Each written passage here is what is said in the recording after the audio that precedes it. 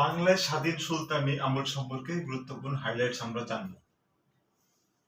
স্বাধীন সুলতানি শাসনামলের সময়কাল হলো 1338 থেকে 1538 খ্রিস্টাব্দ। বাংলায় প্রথম স্বাধীন সুলতান হচ্ছেন ফখরুদ্দীন মুবারক শাহ। সমগ্র বাংলা প্রথম স্বাধীন সুলতান শামসুদ্দীন ইলিয়াস শাহ। বাংলায় শ্রেষ্ঠ স্বাধীন সুলতান আলাউদ্দিন হোসেন শাহ।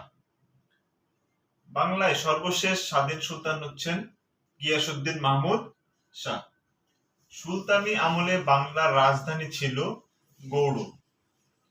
বাংলার প্রথম জনক হিসেবে অভিহিত করা হয় বা বলা হয় শামসুদ্দীন ইলিয়াস শাহকে।